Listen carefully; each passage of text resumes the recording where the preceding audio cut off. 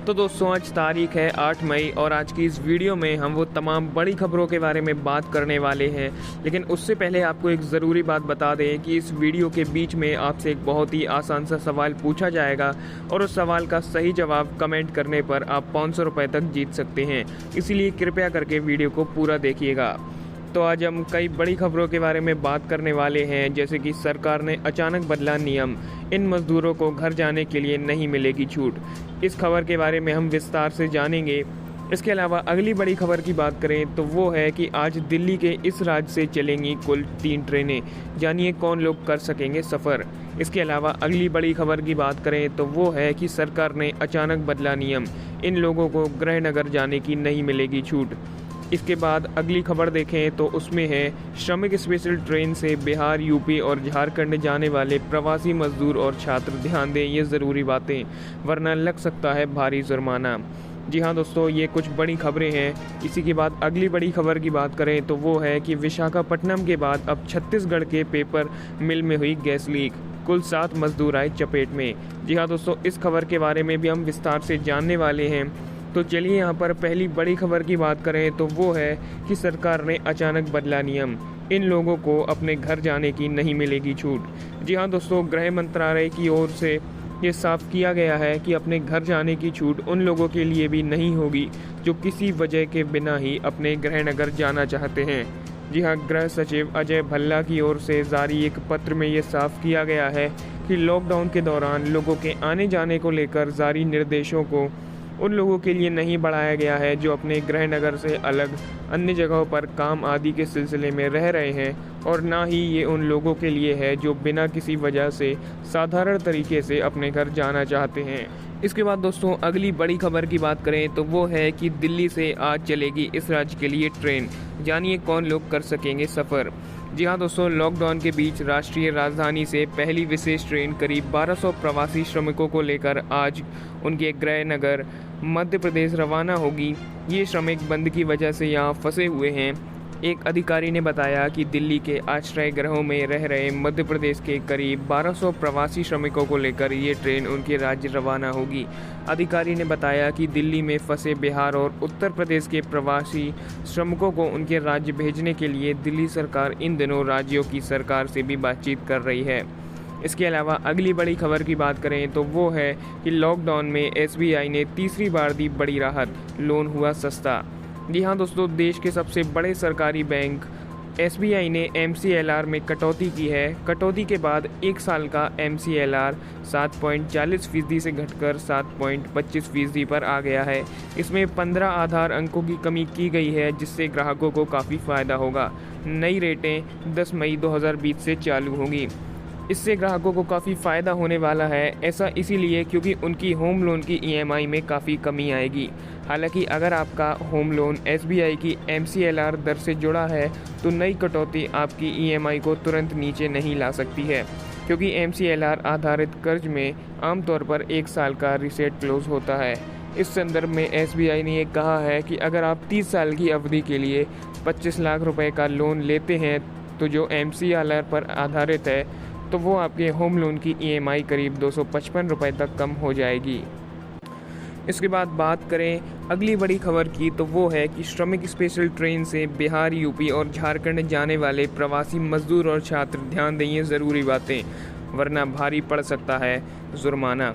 जी हाँ दोस्तों, प्रवासियों के लिए विशेष ट्रेन चलाने के केंद्र सरकार के फैसले से जहाँ पर कई सारे राज्यों के प्रवासी मजदूरों को राहत मिली है, लेकिन वहीं रेलवे के लिए एक बड़ी अजीब सी मुसीबत पैदा हो गई है। यहाँ समस्या ये है कि अब लोग खुद ब खुद रेलवे स्टेशन की तरफ बढ़ने लगे हैं। इसे देखते हुए रेलवे ने सभी प्रवासियों और फंसे हुए लोगों और अन्य लोगों से ये अपील की है कि वो अपने आप स्टेशन पर ना पहुँचें। सबसे पहले अपने राज्य सरकार के अधिकारियों से संपर्क करें और उनके निर्देश पर ही स्टेशन पहुँचें। रेलवे अधिकारी का कहना है कि दिल्ली एनसीआर में रहने वाले प्रवासी मजदूर एवं विद्यार्थी स्टेशन आने से पहले अपने राज्य के रेजिडेंट कमिश्नर के ऑफिस में फ़ोन करके पता कर लें।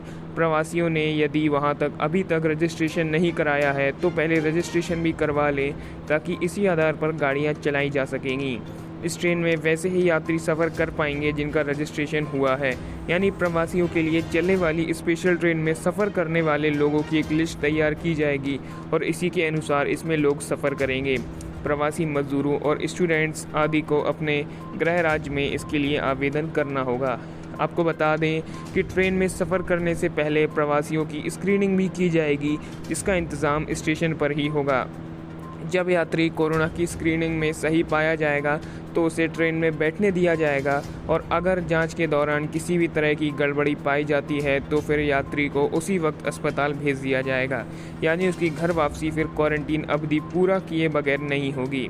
इसके अलावा एक और ज़रूरी बात यह है कि यात्री को भोजन या टिकट खरीदने की ज़रूरत नहीं है।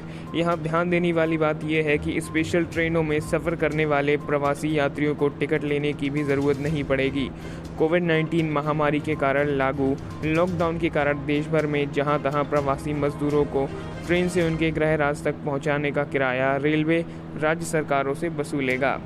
अब दोस्तों, मैं आपसे एक सवाल पूछने वाला हूं और उस सवाल का सही जवाब देने पर आप 500 रुपये तक जीत सकते हैं। जी हाँ, तो सवाल ये है कि इस समय पूरी दुनिया में कोरोना के सबसे ज़्यादा मरीज किस देश में हैं? इसका जवाब नीचे कमेंट करके ज़रूर बताइएगा।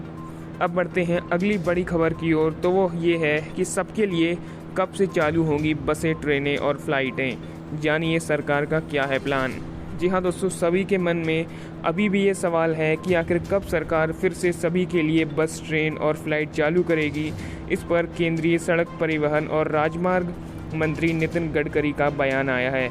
उनके अनुसार सार्वजनिक परिवहन मतलब ट्रेन, बस और फ्लाइट शुरू हो सकती हैं। उन्होंने इस बात के संकेत दिए हैं। जी हाँ, बस और कार ऑपरेटर्स ऑफ इंडिया के मेंबर्स को वीडियो कॉन्फ्रेंसिंग के बीच नितिन गडकरी ने कहा कि सड़क, राजमार्ग आदि खोलना जनता के बीच विश्वास पैदा करने के लिए लंबा सफ़र तय करेगा। गडकरी ने कहा कि सरकार जल्द ही कुछ नियमों के तहत पब्लिक ट्रांसपोर्ट शुरू करने का प्रयास करेगी।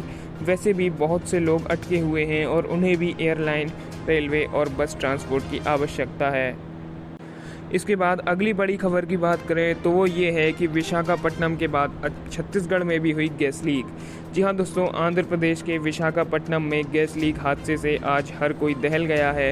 वहीं अब देश के दूसरे कोने से भी गैस लीक की घटना सामने आई है, जिसमें 7 मजदूर झुलस गए हैं। घटना के बाद मजदूरों को अस्पताल में भर्ती कराया गया है। छत्तीसगढ़ के रायगढ़ जिले में एक पेपर मिल में गुरुवार को बड़ा हादसा हो गया। पेपर मिल में क्लोरीन गैस पाइपलाइन फटने से यह हादसा हुआ। इस दुर्घटना में 7 मजदूर झुलस गए हैं, जिन्हें अस्पताल में भर्ती कराया गया है।